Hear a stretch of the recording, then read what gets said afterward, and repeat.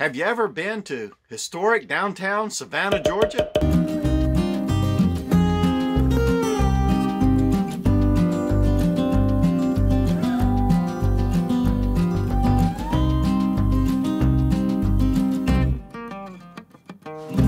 Hi, I'm Steve Turtle. It's a household name.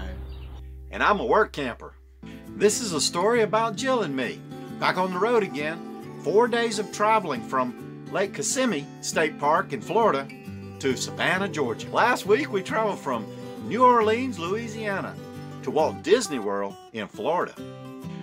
We met some really good friends along the way and had a great time. If you missed last week's story and you'd like to see it, I'll leave a link right up there. This week we're going to talk about our trip from Lake Kissimmee State Park to Savannah, Georgia. And next week we will be traveling to Union, South Carolina, if the weather cooperates. And I'm going to share a Workamper opportunity, but that's later on in the story. Each week I try to promote a fellow YouTube creator that has Workamper information that you might be interested in. I do this because we're a community and we're all talking about Workamper stuff. This week I'd like to promote a fellow YouTube creator.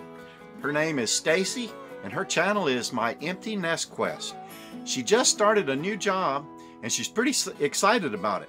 I'm not necessarily sure it's a workamping job, but it does seem like you would get around to see a lot of the United States. Well, if you think you're interested in something like that and you'd like to see her latest video, I'll put a link right up there. And number two, go on over to her channel and check it out. Leave a comment, tell her Steve Turtle sent you. And now for the weather. Do you know why I talk about the weather? You know, I watch the 7-day forecast, I make my plans, and then when the day comes, it's all changed. The weather people make it sound so suspenseful, and it is. I get so frustrated. Nothing like making a plan and then turn around and get rained on. You may think I sound a little bit like Steve Turtle. It's not true. That's a trick. Work camping. Jill and I, we want to see all the United States has to offer. But when you travel, you need money. And we can spend a lot of money when we're on the road. So we need to work some to have some money so we can travel.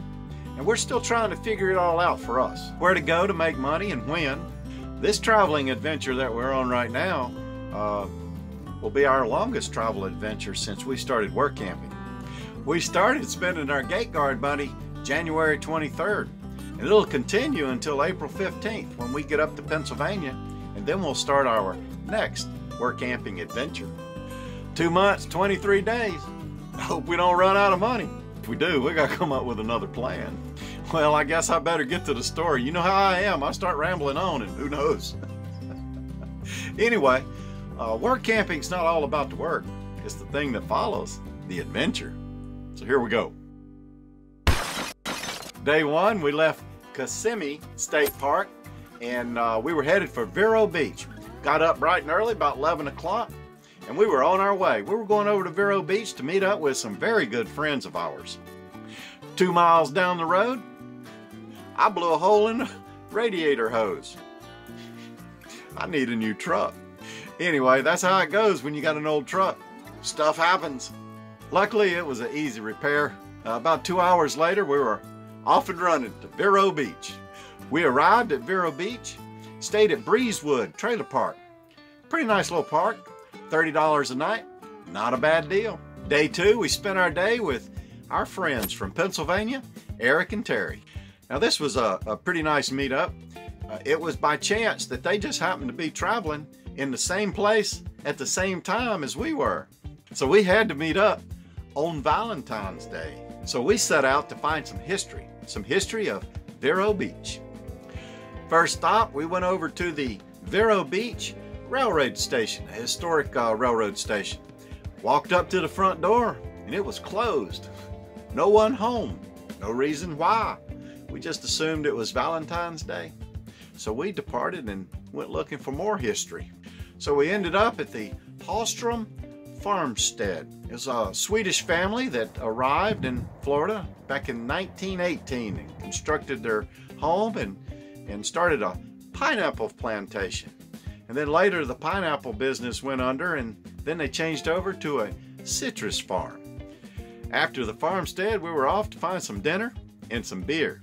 No, not beer.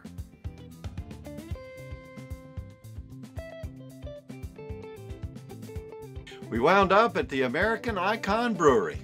The building was originally the Vero Beach diesel power plant, and then it was built in 1926 and then later converted into the brewery. I just love the fact that buildings don't get destroyed and they can become something that is useful to us, and we can still maintain a little history. It was a great day, great to catch up with friends from back home at Pennsylvania. Thank you, Eric and Terry. Day 2, we departed Vero Beach, and we were headed to Jacksonville for the night. Drove 82 miles, had dinner at the Honeysuckle, and then drove on into Daytona and took a nap at Walmart because we were tired. After our nap, woke up, did a little shopping, and drove on to Jacksonville, where we were seeking shelter for the night.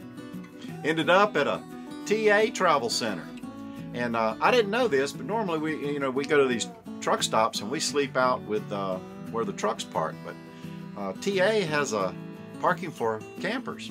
Day 4, we woke up and took off for Savannah, Georgia. We arrived at Hunter Army Airfield, staying at Lots Island RV Park. Plan to stay here about a week, take in some of the history of Savannah, Georgia.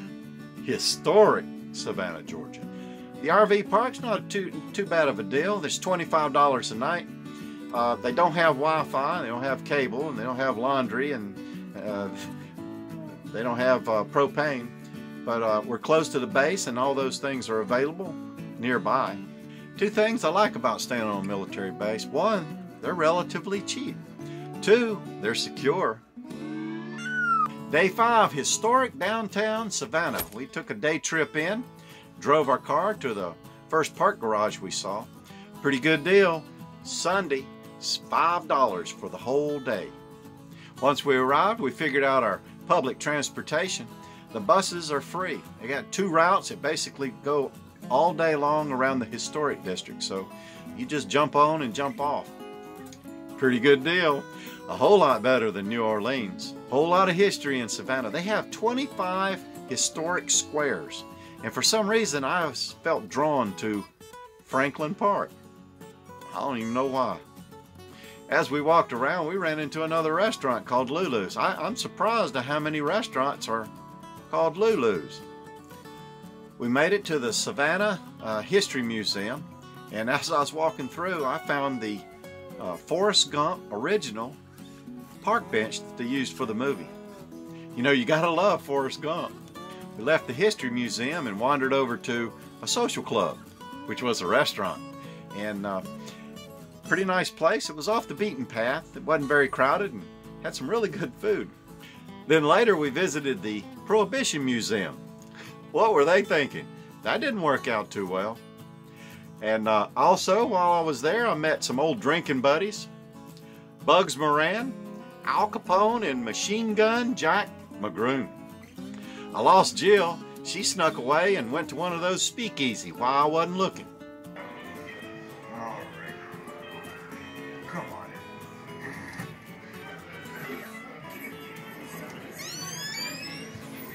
And I found a picture of the gang from Pennsylvania. My good old friends. And I do not know how they ended up in this photo.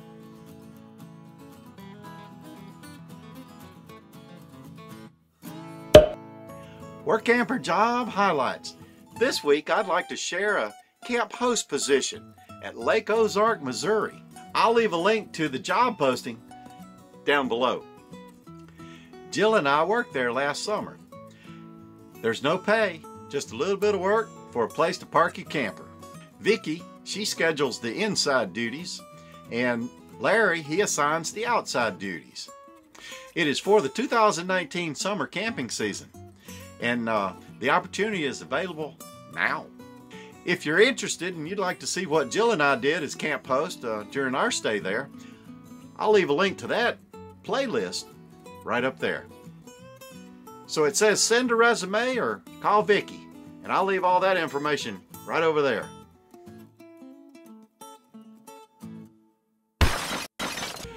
By the time you see this story, we'll have about 3 more days in historic Savannah, and we'll probably be wore out, and I'll try to put some of that in the next story. And then we're off to Union, South Carolina, see some hometown family and friends, depending on the weather. Then after that, we're going up north along the East Coast, Charlotte, North Carolina, and then probably Williamsburg, Virginia. I think that's on our stopping list.